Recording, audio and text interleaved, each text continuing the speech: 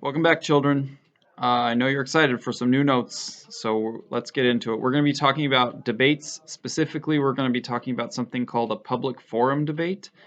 And just so you know, this is adapted from speechanddebate.org. So this is like the official version of how to do this specific kind of debate.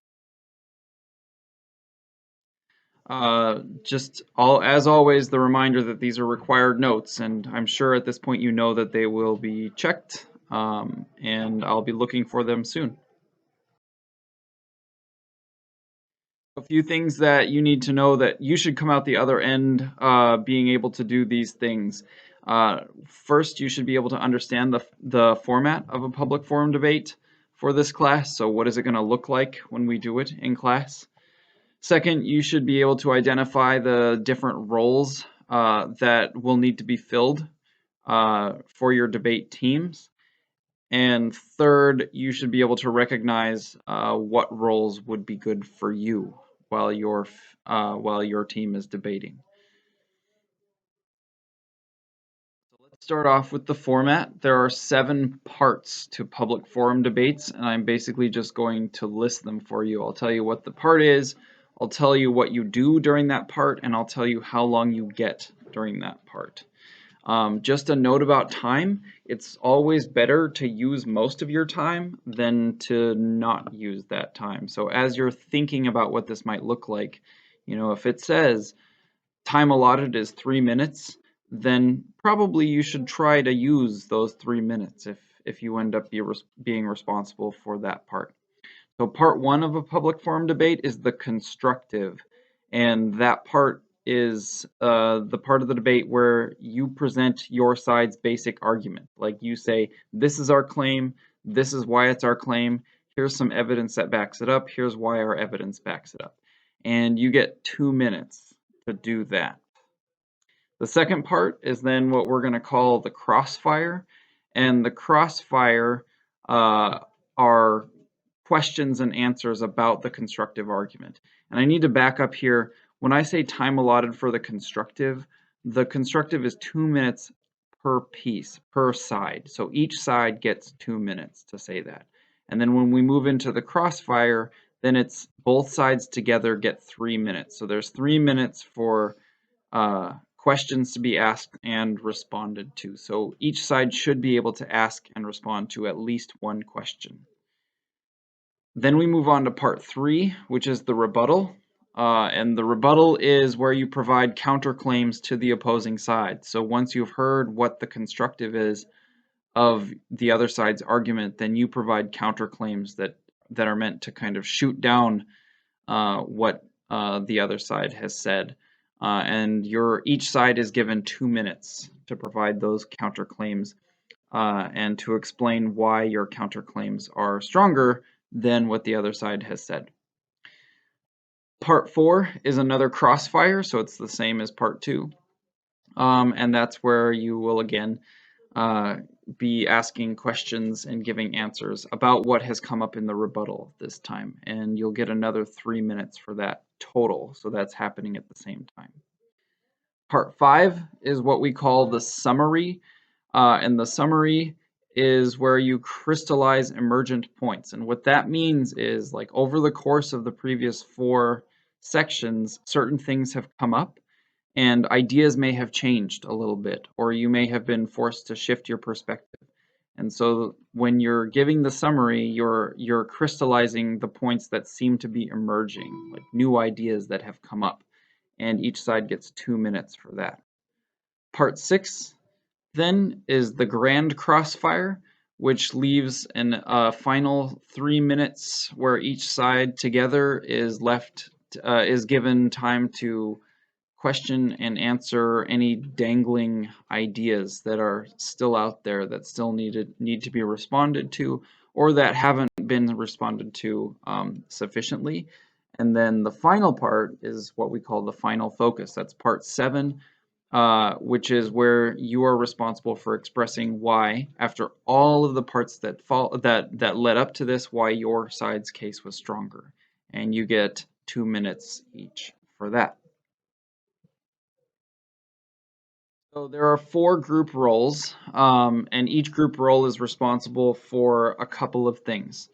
And you're going to need to take one of the 4 group roles. The first group role is one that we're going to call the architect, and that's going to be 1 to 2 people. And the architect or architects are going to be responsible for the constructive and the rebuttal. Those are parts 1 and 3 of the debate. When you're preparing for the constructive and the rebuttal, you are required to provide responses to the following 3 questions. Or prompts, I guess. Define your main case, so that includes your evidence. Elaborate upon your strongest pieces of evidence, and anticipate how you can weaken the other side with evidence that shows their character's weaknesses. So you would, as you're preparing for the debate, you would write responses to those prompts so that you're then ready when the debate actually happens. That doesn't mean you're going to read directly from that prepared material, but it means that it's there for you to use. Some challenges that you might face if you end up as an architect include establishing clear and forceful arguments from the beginning. Some people find that difficult. Some of you are not straightforward planners. It's hard for you to be prepared, so that might be a challenge for you. And another challenge might be just anticipating what the other side might say. That's especially for the rebuttal part. Like you have to to be prepared, you have to anticipate what you're going to need to argue against. Role we're going to call the Inquisitor. Those are people who ask questions. So you can guess, if you haven't read already, that the Inquisitors are responsible for parts 2, 4, and 6. Those are the 3 crossfire sections. And 1 to 2 people can take the role of Inquisitor. No more than 2, however. And when you are preparing, you're required to come up with written responses to these prompts. First, you need to write 3 level 2 or level 3 questions that point out areas of weakness in the opposition and or strengths in your own side. So those are questions that you could potentially ask during crossfire. Second, you need to anticipate how you might, we'll wait for that. You need to anticipate how you might respond with strong evidence to similar questions from the other side and write your responses. So if the other side were to ask you similar questions to the questions that you've written, how would you respond to those questions?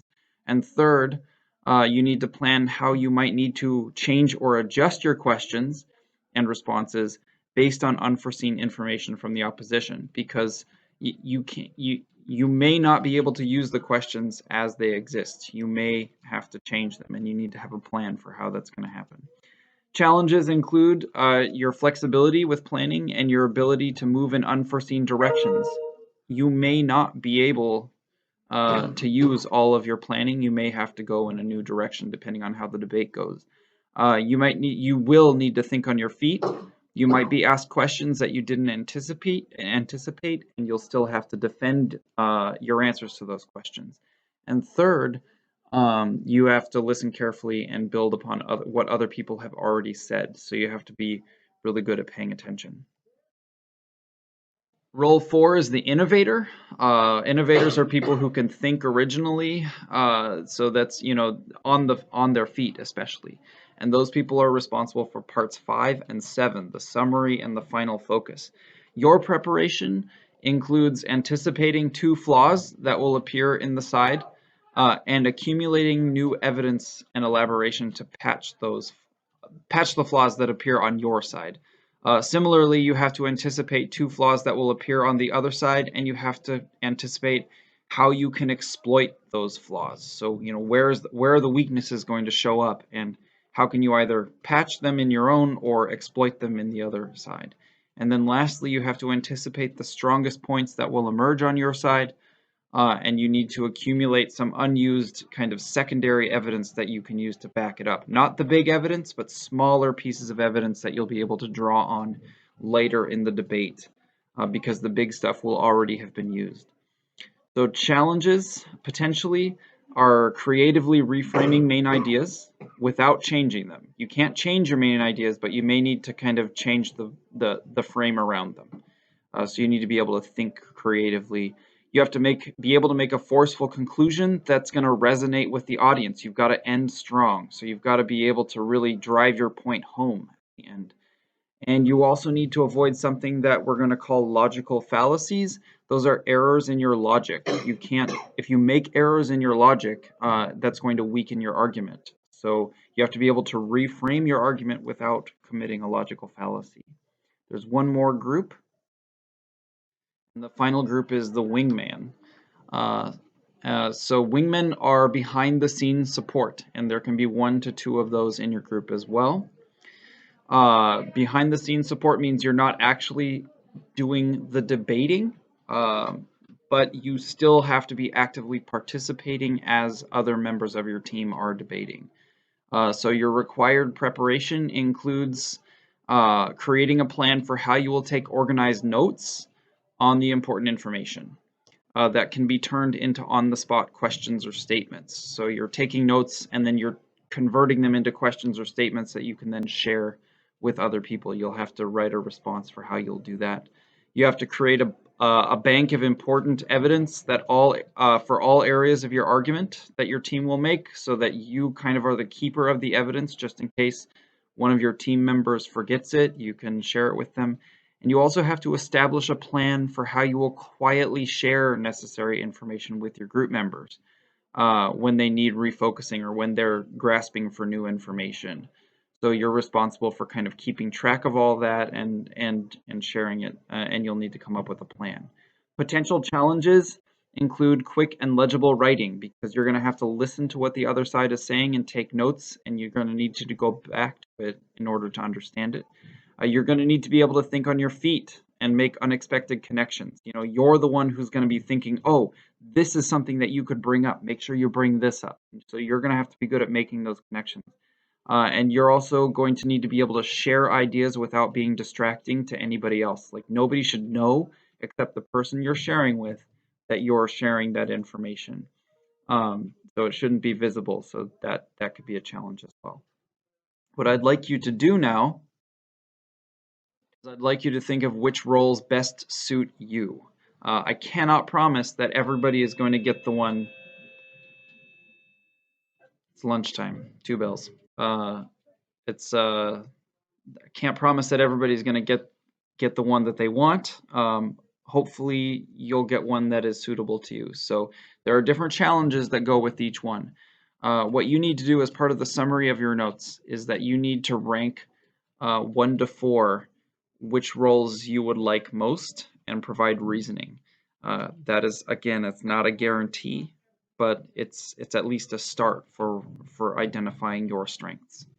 I'll see you soon.